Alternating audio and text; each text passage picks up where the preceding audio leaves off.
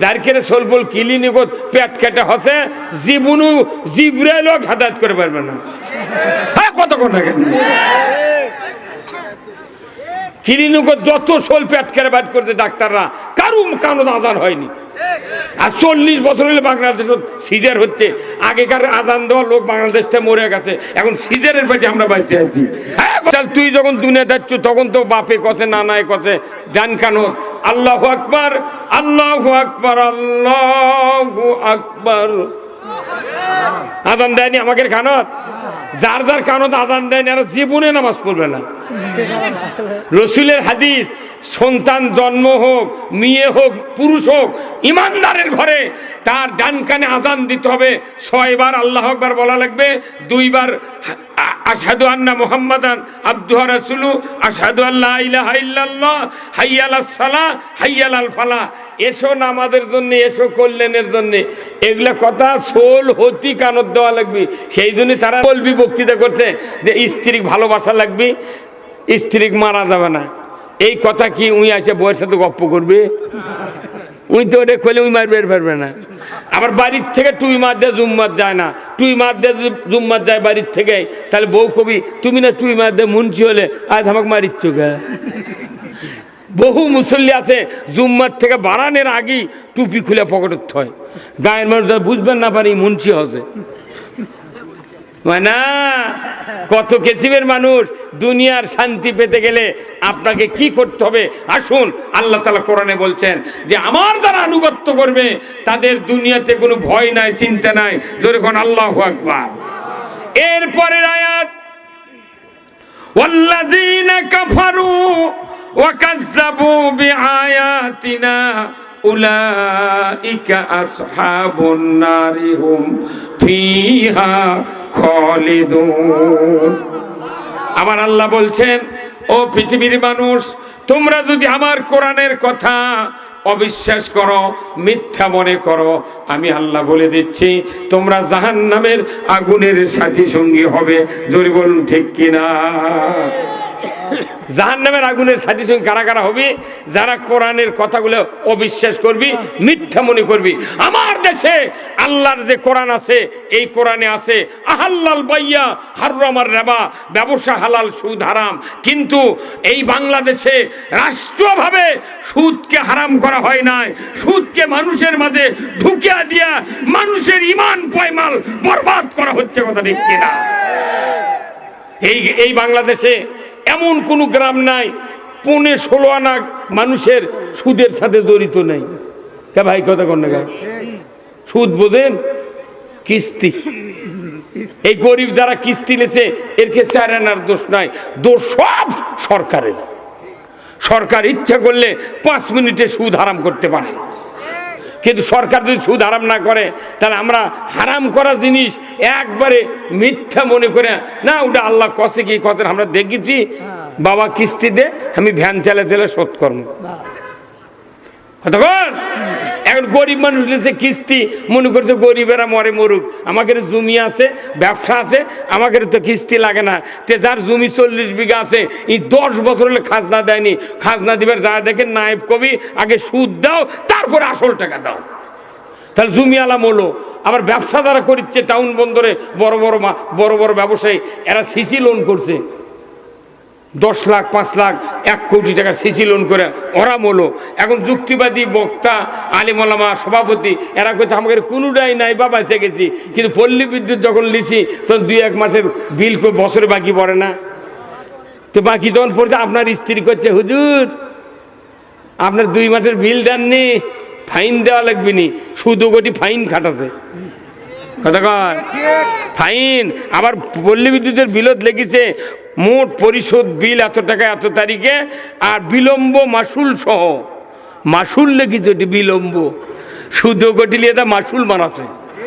এই কথা কান কি পেঁয়াজ দিয়ে কি খিলাচ্ছে হয় না। এই বাংলাদেশে একটা মানুষও সুদের গন্ধ থেকে বাঁচার উপায় নাই। কি সভাপতি সাহেব কোন? হ্যাঁ, তা আমাকে বক্তৃতা দিয়ে কি লাভ? আচ্ছা ভাই, আপনাকে এদিক জমি আবাদ করেন না কতক্ষণ? এখন জমি যখন গামর হয়ে আসছে ধান, তখন কি অ্যামেস্টার টপ দেওয়া লাগে না? তারপরে পেলে নাম দেওয়া লাগে না? তারপরে হচ্ছে একটা তরল বীজ দেওয়া হয়, সেতারা না এসিমেক্স একটা কিছু দেওয়া লাগবে। কেন আপনি ওই বিষ লিয়া ঢোল লিয়া আপনি যাচ্ছেন জমির দিবেন, এর ভেতর আকাশ একটু মেঘার জন্য আপনার স্ত্রী বলেছে ফেরদৌসের বাপ আপনি জানেন এই বীজ দিবেন, জান না এই যে ম্যাক করছে পানি এলে কোনো কিছু লাভ হবে না। এই দেখে আপনি স্ত্রীর কথা না শুনে আপনি চলে গেছেন বিষ লিয়ে পাতারত, যা একটা শিকার বাড়াচ্ছে। তখন বিষ দেওয়ার পর কেবল ঢোল জমির আলোত নামাছে, মুষলধারে বৃষ্টি। তাহলে এই বীজ দেওয়া না দেওয়া, আমাদের দেশত যত বক্তা আছে, ইমাম আছে, ঈদের মাঠে আছে, যত তাফসির আছে, ইসলামের সব ধর্মসভা, ওয়াজ মাহফিল, এগুলাতে আমরা বক্তারা মানুষের ইমানের বাঁচানোর জন্য অ্যামেস্টার টপ পেলে নাম তারপর সেতারা মারতেছি। কিন্তু সরকার যদি ইসলামের পক্ষে, নামাজের পক্ষে, কোরআনের পক্ষে না থাকে, ওরা ওই বৃষ্টির মতো অন্য একটা আইন দেয়া এগুলা ধুইয়া সাপ কতক্ষণে গা। সেই জন্য আমাকে তার বক্তৃতা দিয়ে কোনো কাম হয় না। আমার 48 বছর বক্তৃতার বয়স, আমাকে সারা জীবনের বক্তৃতা করে যা উপকার না হবি, একটা এমপি যদি বলে আল্লাহর দিন সমাজে কায়েম করতে হবে, আপনারা যদি আমাকে সহযোগিতা করেন আমি দিন বিজয়ের পক্ষে কাজ করব। আমার 100 বছরের বক্তৃতার চেয়ে এমপির 1 মিনিটের কথা হবি 100% সঠিক। হ্যাঁ হুজুর কথা কোন না, হ্যাঁ কি? কিন্তু আমরা খালি ওষুধ দিচ্ছি আর ওরা পানি দিয়ে ধুয়ে দিচ্ছে। কতক্ষণ আমার ভাইরা, আল্লাহ রাব্বুল আলামিন দুনিয়ার শান্তির জন্য, দুনিয়ার ভালাইয়ের জন্য আল্লাহ তাআলা কোরআনুল কারিমে এমন একটা আয়াত নাজিল করেছেন। আল্লাহ বলেছেন, নবী আপনি বলে দিন, কুল ইন কুনতুম তুহিব্বুনাল্লাহ ফাত্তাবিউনি ইউহিব্বুকুমুল্লাহ ওয়া ইয়াগফিরু লাকুম যুনুবাকুম ওয়াল্লাহু গফুরুর রহিম। হে নবী আপনি বলে দিন, আপনার উম্মতের ভিতরে তারা যদি আমি আল্লাহ আমাকে ভালোবাসতে চাই, তাহলে ফাত্তাবিউনি আপনার যেন অনুসরণ করে, আপনার যেন আনুগত্য করে, আপনার যেন আদর্শ তারা মেনে নেয়। আপনার অনুসরণের মাধ্যমে আমি আল্লাহ আমাকে ভালোবাসতে হবে। আপনার অনুসরণ যদি কেউ না করে, যতই মুখ দিয়া আমাকে ভালোবাসার বক্তব্য দিক, চাপা দিক, যতই নামাজ পড়ুক, যতই রোজা করুক, কিন্তু আপনার অনুসরণ করে না, এই ব্যক্তিকে আমি নির্ঘাত বলে দিচ্ছি, তুমি আমাকে ভালোবাসো না। আল্লাহকে ভালোবাসতে গেলে নবীর আদর্শ মানতে হবে। কার কথা? চিৎকার দিয়ে বলেন, কার কথা? আমার আল্লাহ বলছেন, নবীর আদর্শ মানার ভেতর দিয়া আমাকে যারা ভালোবাসবে, আমি রব্বুল আলামিন বলে দিচ্ছি, ইউহিব্বুকুমুল্লাহ, আমি রব্বুল আলামিন ওই বান্দা বান্দীদেরকে ভালোবাসবো। শুধু ভালোবেসেই ক্ষান্ত হব না, আমাকে যারা ভালোবাসবে আমিও তাদেরকে ভালোবাসবো। শুধু মুখে মুখে ভালোবাসা নয়, আমি ভালোবাসা এমন ভালোবাসা বাসবো, আমার আল্লাহ বলেছেন, ইয়াগফিরু লাকুম যুনুবাকুম, আমি রব্বুল আলামিন তাদের জীবনের সব গুনাহ মাফ করে দেব।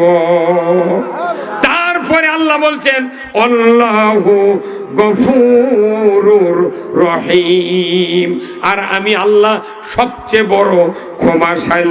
জোরে বলুন ঠিক কিনা? আল্লাহ যদি ক্ষমা করতে চান, তাহলে আপনি ক্ষমা নিতে রাজি আছেন কিনা? হ্যাঁ, আল্লাহ বলছে আমি ক্ষমা করে দেবো, আপনাকে ক্ষমা নিবেন? কারা কারা হাত তোলেন তো দেখে, তুলেন হাত। আচ্ছা, তাহলে ক্ষমা চাচ্ছেন, আল্লাহ ক্ষমা করবে চাচ্ছে, আমি চাচ্ছি আল্লাহ তুমি ক্ষমা করে দাও। তখন আল্লাহ শর্ত দিয়েছে, তোমার ক্ষমা করা হবে, তাহলে নবীর অনুসরণ করতে হবে। কার অনুসরণ? এই দাড়ি টুপি জুব্বা আর খিলাল করা, মেসাক দেওয়া, ওযু করা, উমরা করা, হজ করা, এতটুকুই কি নবীর অনুসরণ? নবীর জীবনের টপ টু বটম 40 থেকে শুরু করে 23 বছর নবুয়তি জীবনের 63 বছর বয়সে উনি দুনিয়ার থেকে ইন্তেকাল করেছেন।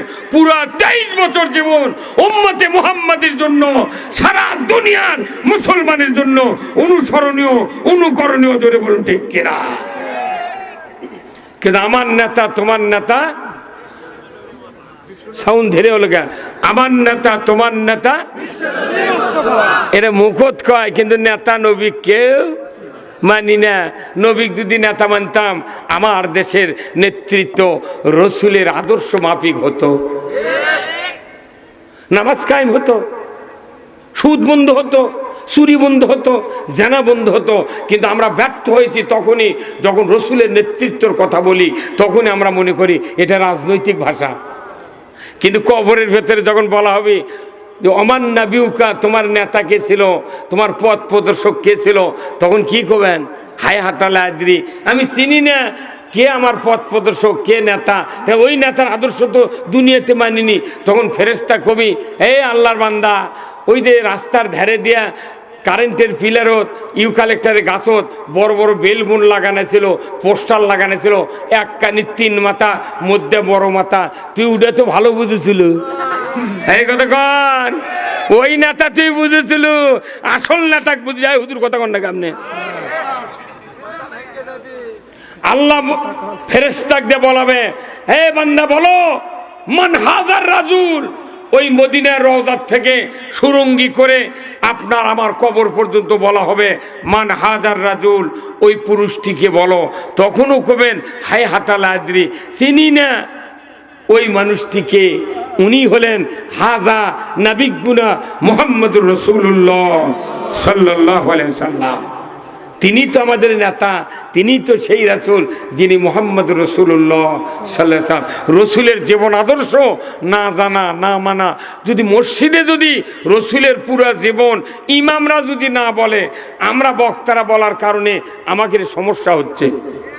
হ্যাঁ কতক্ষণ টাকা বক্তারা দন করছে, মুসল্লিরা উঠে করছে হুজুর সব কথা কোয়া যাবে না, এটা এটা কবেন, এটা এটা কবেন না, কিবা কি কথা ঠিক কিনা? তাহলে আমার আপনার জান্নাতে যেতে হবে আর দুনিয়াতে শান্তি পাইতে হবে। তো দুনিয়ায় শান্তির জন্য 4টি দফা কে নাযিল করেছেন? যেরকম কে? আল্লাহ। আল্লাহ কোরআনে বলছেন সূরা হজের 41 নম্বর আয়াত, যেরকম আল্লাহু আকবার। আল্লাহ বলেছেন আল্লাযীনা ইম্মাক্কান্নাহুম ফিল আরদ আকামুস সালাতা ওয়া আতাউজ যাকাতা ওয়া আমারু বিল মারুফ ওয়া নাহাউ আনিল মুনকার ওয়া লিল্লাহি আকিবাতুল উমুর। জোরে কন্না মারহাবা। আমার আল্লাহ বলেছেন সূরা আল হজ 41 নম্বর আয়াত, ও মুসলমান, যদি তুমি কোন ভূখণ্ডের প্রধানমন্ত্রী হও, রাষ্ট্রপতি হও, সরকার হও, প্রেসিডেন্ট হও, ক্ষমতায় দাও, তুমি 4টা আইন চালু করবে।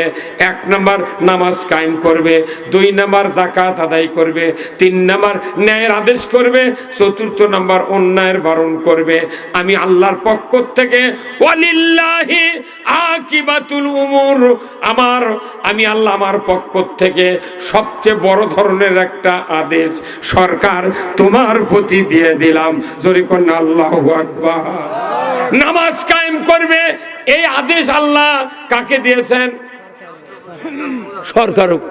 এখন সেই আদেশ দিয়েছে, আমরা বক্তৃতা দিচ্ছি, দেখা যায় বক্তার বেটায় বেনামাজি, মসজিদের ইমামের বেটা ডবল বেনামাজি, মুয়াজ্জিনের বেটা রিডবল বেনামাজি, হাজির বেটা মানে মোতাল্লির বেটা টিপুল বেনামাজি, হাজির বেটা ওযুই করে না। কি কথা বল না? তাহলে নামাজ যদি সরকার কায়েম করতো আমাদের মাথা ব্যথা হতো না। অথচ নামাজ যদি কায়েম না হয়, বলুন তো আল্লাহ রাসূল বলছেন মান তারাকাস সালাহ ফালাইসা মিন্নি, যে ব্যক্তি নামাজ তরক করলো সে আমার দলভুক্ত নয়, রসুলের দল থেকে বহিষ্কার। জোরে বলুন ঠিক কিনা? এই বাংলাদেশে নামাজি বেশি না বেনামাজি বেশি? হ্যাঁ সবাই কোন কি? তাহলে এগুলো শোভা কোনটি গেল? মোট করতো বাঙালি নদীতে ভাসিয়া গেছে।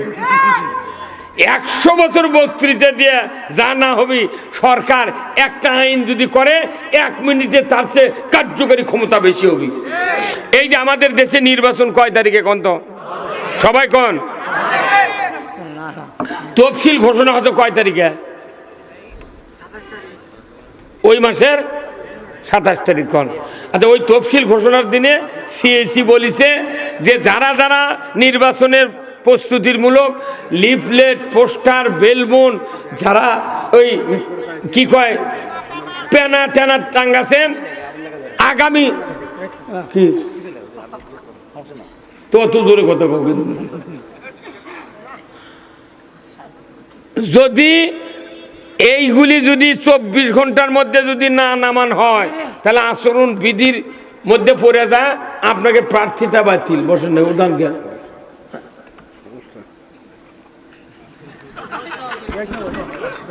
কথা বুঝতে পারলেন?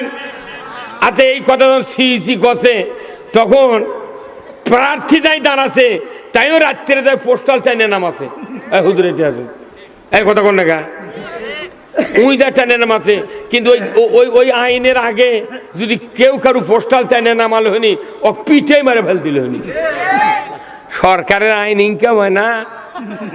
এই আইন কায়েমের জন্য আল্লাহ কসে যে সরকার যদি এগুলো আইন করে, তোমাকে এত চিল্লান লাগবে না।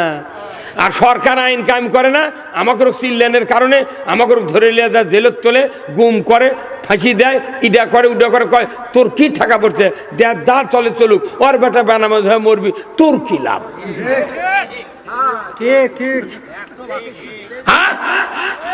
তাহলে নামাজ কায়েম করবে সরকার, তাহলে এই সরকার আগে কায়েম করা দরকার। নামাজ কায়েম করবে সরকার। কার বক্তব্য?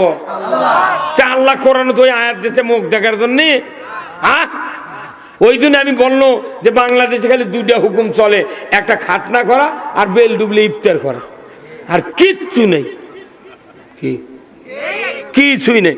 100 টাকা গরিবেরা। কোরআনের আলো দুনিয়ার মুসলিম, বগুড়ার মুসলিম, সদরের মুসলিম, গাবতলির মুসলিম, লিল্লাহে তাকবীর। আমরা দেখি, নিজের চোখে দেখেছি, এই একটা করে সারের বস্তা 150-200 টাকা। আমি 25 টাকা বস্তা ইউরিয়া কিনেছি। ঘোড়া সালের 25 কেজি সার ছিল, তখন 25 টাকা বস্তা ছিল। সেই পাকিস্তান আমলে সেই সার 50 কেজি দিচ্ছে। কি হলো ভাই? গরিব যে কৃষকেরা খাটা খাটা ধান আবাদ করে, ধান যখন নামে তখন দাম নাই। কি লাভ হলো? কি লাভ? আপনি কোন বক্তৃতা করবেন? মানুষের শান্তি নাই, শান্তি আছে তাদের যাদের টাকা আছে। এমন এমন অর্থনীতি বাংলাদেশে করে যে সকল অর্থটা টাকালার সাথে পেঁচ লাগিচ্ছে, আর গরিব মানুষ 2 হাত দিয়ে হাতাচ্ছে, কোনো টাকা ওর হাতত বাজিচ্ছে না। গরিব মানুষের উচিত ছিল সরকারকে তাদেরকে খাদ্য, বস্ত্র, চিকিৎসা, শিক্ষা, বাসস্থান, এই 5টা গ্যারান্টি দিতে হবে। এটা আল্লাহ কোরআনে নাজিল করেছেন। মৌলিক চাহিদা মানুষের 5টা সরকারকে দিতে হবে। যখন আল্লাহু আকবার। এখন খাদ্য, বস্ত্র, চিকিৎসা, শিক্ষা, বাসস্থান, শিক্ষার জন্য অনেক গরিবের বেটা আছে, সেই মেধা, কিন্তু টাকা অভাবে ভার্সিটিতে পড়তে পারে না, ঢাকা বিশ্ববিদ্যালয় জগন্নাথে পড়তে পারে না। কিন্তু দেখা যায় টাকা নেয়, 3-4টে বিশ্ববিদ্যালয়ের চান্স পাচ্ছে। বাপু কাছে করছে, আব্বা 3 জায়গার চান্স পাচ্ছি, তাহলে আমি ঢাকাত ভর্তি হই। আব্বা করছে, বাবা টাকা পাবো কোনটি? এমনি হাট করার টাকা পাই না, তোক দিয়ে মর্ম ও টাকা কোনটি পাবো? শেষে আছে শাহ সুলতান কলেজে, না এই লাউরামারা কলেজে ভর্তি হচ্ছে। অথচ এমন মেধা গরিব মানুষের বেটার, ধনী মানুষ যারা ঢাকাত পড়াচ্ছে, মাথাত কিছু নেই ওর, করে খালি টাকার জোরে ওটিটা পড়িচ্ছে। ধনী মানুষের কিছু কিছু বেটা আছে ওর করে, গরিবের বেটারা 22 বার করে প্রাইভেট পড়াবি, কিন্তু টাকা অভাবে পড়া পারে না। এই জন্য ধনী মানুষ যারা, তারকের বেটা ওর থেকে গদা মিলটা পাস করে আছে, উনি হচ্ছে নেতা, ভিপি। ভিপি কি হচ্ছে? আর গরিবের বেটা এটি পড়ে, তুমি কি জানে, উনি আবার আছে বগুড়া টাউনে একটা কাপড়ের দোকানত চাকরিগিরি করছে। এই কতক্ষণ? এই জন্য শিক্ষা সরকার চালু করতে হবে। প্রত্যেকটা ছাত্রকে শিক্ষার পুরো খরচ দিতে হবে, আল্লাহর নির্দেশ। কতক্ষণ টাকা? আজকে প্রত্যেকটা ঘরে ঘরে যদি হাফেজ তৈরি হলো, মাস্টার্স পাস করলো, MA পাস করলো, BA পাস করলো, তাদেরকে চাকরি দেওয়া হবে। যে ছাত্র প্রথম জীবনে কোরআন শিখলো, ওই ছাত্র কোনোদিন পথভ্রষ্ট হতে পারে না।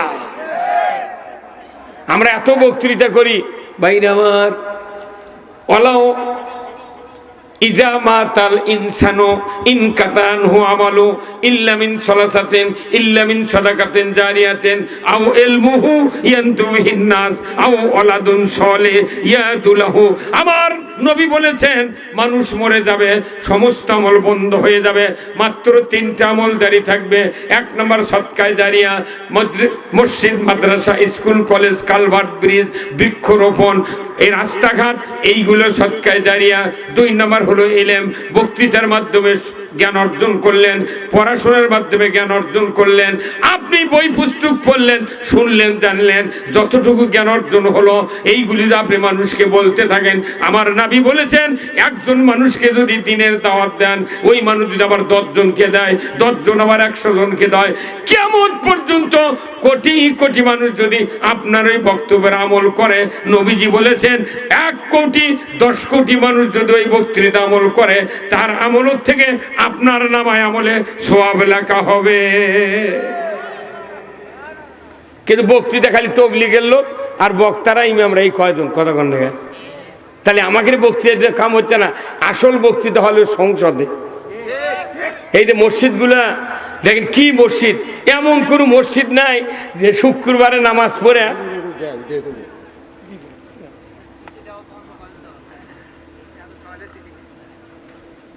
কোনটি থেকে পাচ্ছেন আপনি, কোনটি লোক উঠে গেছে, কোনটি দেখলেন? হ্যাঁ, গতকালকে একটা সভা করছি এই তিলেকপুর ধোপাইপুরি, ওই প্রধান অতিথি দেয়, তার নাম হলো নান্নু, নজরুল ইসলাম নান্নু। তাই হলো প্রধান অতিথি, তাই উঠে বক্তৃতা করছে, কোনো টাকা আদায় হবে না। বক্তৃতা শোনেন, রাতের 12:30 পর্যন্ত বক্তৃতা দিচ্ছি, একজন মানুষ ওঠেনি। কিন্তু মানুষ মনে করেন এখনই আমি টাকা চাই, তো মানুষ উঠে যায়, বুঝছেন? তো এখন আমি কই কিছু কথা, মুরবি কই মুরবি, আপনি হয়তো দেখতে পারবেননি, কে উঠে গেছে, কো 2-1 জন উঠবি, সব ওষুধ দিয়ে কাজ হয় না। কেবা কি বাপের অসুস্থ আর ডাক্তার হলো বেটা, তাও মেলা ওষুধ দেয়, বাপের কাম হয় না। এবার কথা কন না কেন? তো এটি যে বক্তৃতা হবি, সব মানুষের কি ব্যারাম ছাড়বি? একটা ভেবে যত ওষুধ দেন, সব শিশি কি দানা হয়? যা দেখেন 1000 শীষ নিচে মরে পয়সা আছে।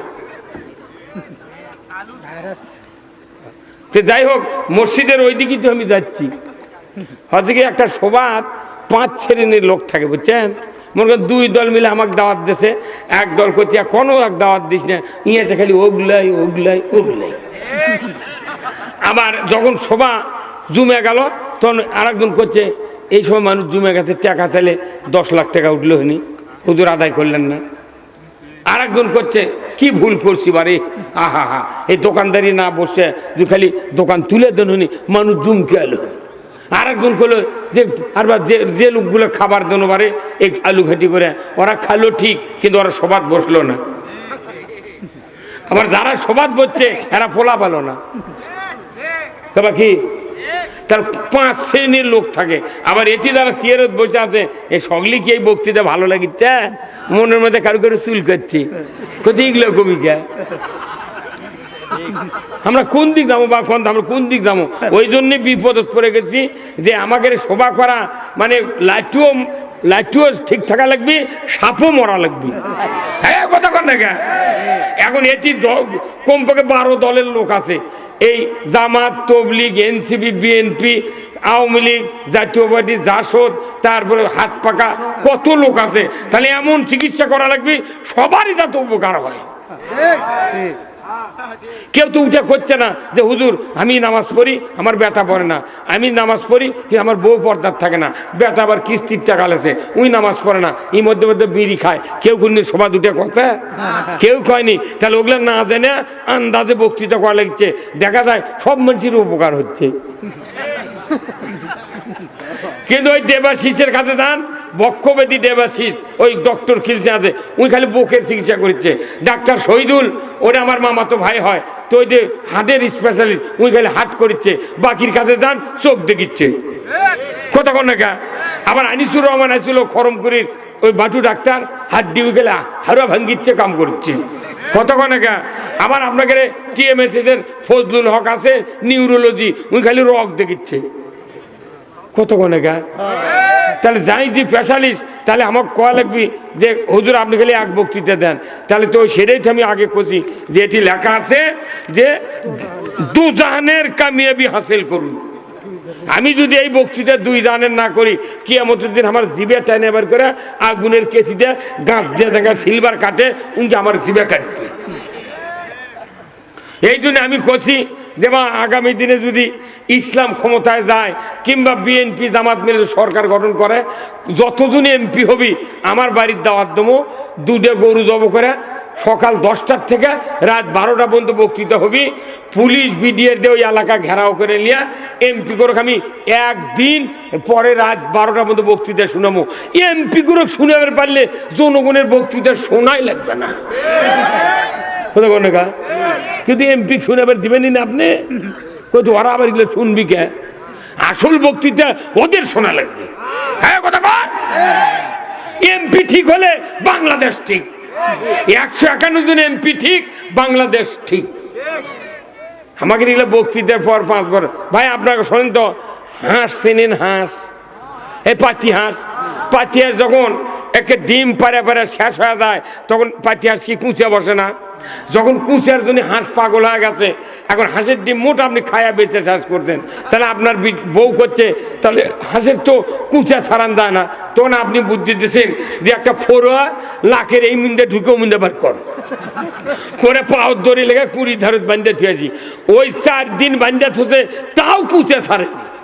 পরে যখন আবার কুচার দেওয়ার লাগিছে তখন আপনার গিন্নি করছে কি 8টা 12টা ডিম, মুগরির ডিম ওই পেটের তলেতে বাচ্চা তোলাছে। 28 দিন পর বাচ্চা উঠছে, তখন আপনার গিন্নি ওই বাচ্চা আর ওই হাঁস সুদ্ধা টোপাতে বান্ধে থাকছে 2 দিন।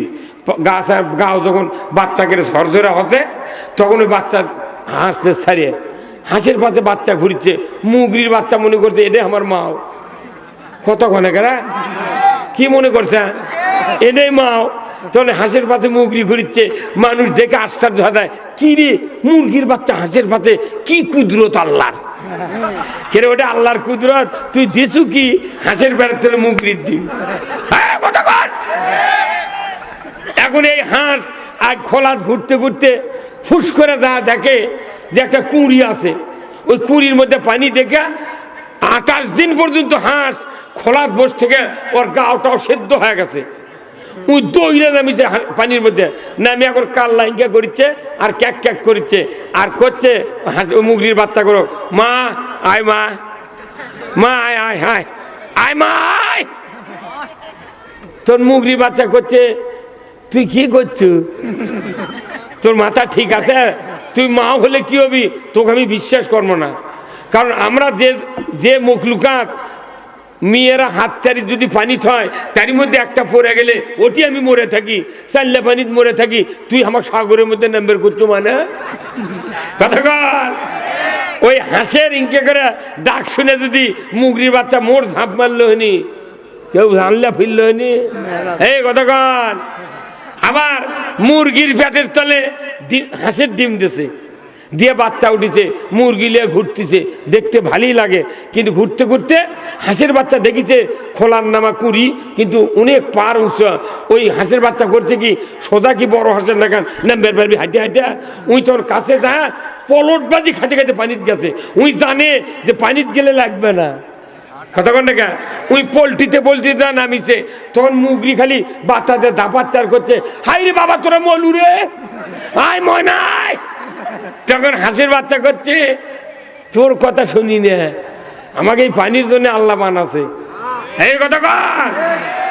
আমাদের দেশের অবস্থা কি জানেন, এই বাংলাদেশ হলো কুচিয়ার খোলা, এই বাংলাদেশ পুরোটা কুচিয়ার খোলা। আর আমরা মানুষ হলে জনগণ হচ্ছি ইমানদার মানুষ, এগুলা হচ্ছে হাঁসের বাচ্চা, হাঁসের ডিম, কোনো সময় হচ্ছে মুরগির ডিম। আর সরকার হলো কুচিয়ার হাঁস, কুচিয়ার মুগরি। এখন আমাকে বাচ্চা তুলে লিয়া 5 বছর পর পর আমাকে গেলে পানির মধ্যে নাম্বার করছে, কোথায় ময়নাই সুদ খা, আই ময়নাই মহিলার বল খেলা দেখ।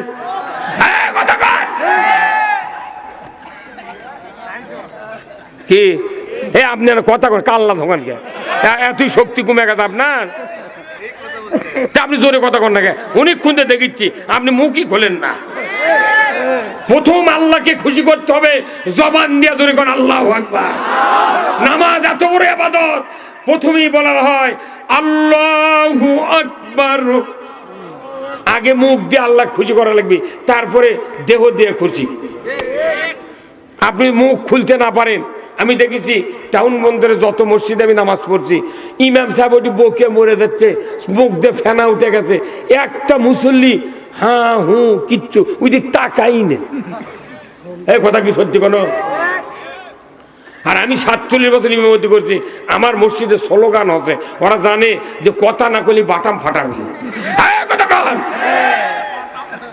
আগে আল্লাহকে খুশি করতে হবে জবান দিয়া জবান ছাড়া কোরআন পড়া যায় না জবান ছাড়া আল্লাহ খুশি করা যায় না জবান ছাড়া দরুদ পড়া যায় না জবান ছাড়া মানুষের সাথে কথা মন ব্যবহার প্রকাশ করা যায় না তাহলে জবানটা কে দিয়েছেন তাহলে আপনি যত আল্লাহর কথা শুনবেন তত সমর্থন করতে হবে তাহলে আল্লাহ তাআলা আপনার জীবনের গুনাহ মাফ করে দেবে কথা ঠিক কিনা আমাদের দেশে এখন এমন একটা পরিবেশ চলছে যদি কেউ হয়তো ধানের শীষের ভোট চাচ্ছেন আলহামদুলিল্লাহ তখন করছে ভাই আপনার আমার কথা বেশি আসবেন না আমি তল দিয়ে ঠিকই আছি তখন করছে